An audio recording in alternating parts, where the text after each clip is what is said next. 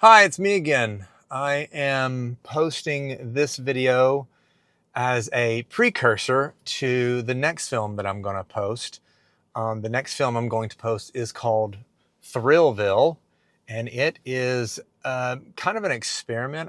I guess I made it about, nearly 2 years ago, and it was after having made Hit on the Head, which was my first short, and there was a lot of involvement in Hit on the Head, and I really think it was overproduced for what it was. And so I had in my head, this can't be that hard. There's got to be an easier way to just make something entertaining and enjoyable. So I talked to Emily Steele, and I'm going to link to her YouTube channel in my comments. She's a producer, director, actress here locally, and so she and I met in the parking lot of one of these traveling carnivals, these traveling fairs that, have the rides that look terrifying to ride, because they just put them together overnight and, it's supposed to be safe. I don't know.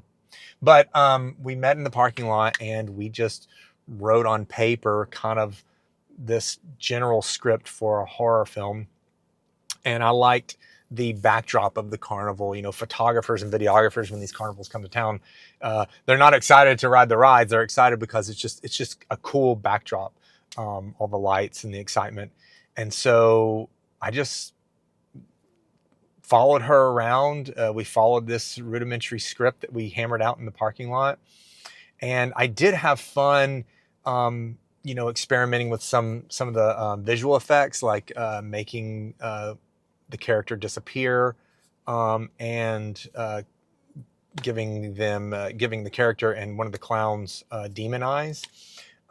So if nothing else, it was just like mini film school, I guess.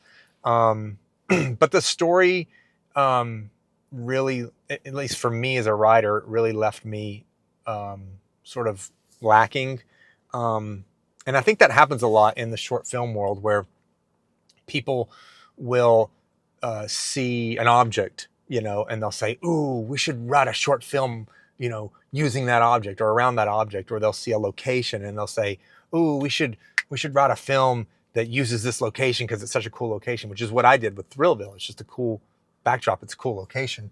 And I think when you do that, you actually end up with a worse product, because you've sacrificed the story, and you've taken an object, a place, or maybe even actor and actress, and you've built a world around them, rather than coming up with a story and then putting in the location, putting in the actor, putting in the objects into your story. You can take any story and you could make 100 different films based on that story. But when you reduce it to, oh, Thrillville's coming to town, let's make, you know what, I'm moving because that sun is right in my eyes. Sorry. And that's good. There we go. What was I saying? Oh yeah. So when you're going to write a short film, don't get caught up in seeing a location and saying, "Oh, I want to make a film there." Don't get caught up in your friend who's an actor or actress and saying, "We got to come up with something for you." And don't get caught up in like an object. Like I came across one of those old carousel slideshow projectors, and immediately I was like, what story can I come up, for this? And those work out. I mean, they work out, but I think that if you, I think a short film, a film of any kind, works better when you have a story idea or a theme or something you want to express, and then you bring in the elements of the objects or, the location or the actor, actresses, whatever. I'm in a parking lot all by myself. Nobody's here. And of course, when I'm filming, somebody pulls in. What the? Okay, yeah, they're turning around. Getting a little curious, aren't they? It does look strange to have a camera on a tripod in a car, right? What is this guy doing? But nevertheless, that's what we did. We took a location and said, let's make a cool film out of it. Let's make a cool horror film. Funny thing is, we didn't get all the shots I wanted because, like an idiot, I brought one battery and the battery ran out while I was on the Ferris wheel. So I had to cut some of the scenes short that I wanted. Um, we didn't spend any money. We spent $10 each on tickets to get in. I didn't even spend money on the popcorn that you see in the film. I actually brought a little popcorn bag from home, and a little bagged popcorn you get out of a vending machine, filled it up, and I just set it off. I set it in such a way that you can't see it on the counter, and she just grabs it and pretends to say thank you to a vendor. There were some clowns there from Circus Zirkus, which I'll link in the description below, and they were real. They were really eager to be a part of the film, and I was basically just filming them perform.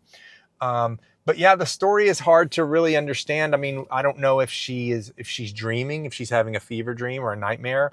I don't know why she's there by herself. I don't know if she is in a parallel universe. I don't know if the carnival itself is haunted. So that goes back to, I didn't really have a story. All I had was, here's a location. I'm going to make a film at this location, which again is not a bad thing. It was a fun experiment. It was a fun learning experience. It was fun to edit, but I think on the whole, I think it would have been a better film if I had you really sort of fleshed out the story. I mean, we made it in the parking lot, and I shot it on the same camera I'm shooting this on, a Canon R5C. And then I just found some licensed music online and added a few sound effects. So yeah, it was cool. I hope you enjoy it. I'm gonna post it. It'll be the film. It'll be the video on my feed right after this one. So give it a like, give it a comment, critique it. I mean, give it an honest critique. I mean, I'm not looking for troll critiques, but if you're a filmmaker, I would love to know your thoughts on what I've talked about here and how that relates to the Thrillville film. So I hope you enjoy. Thanks for watching.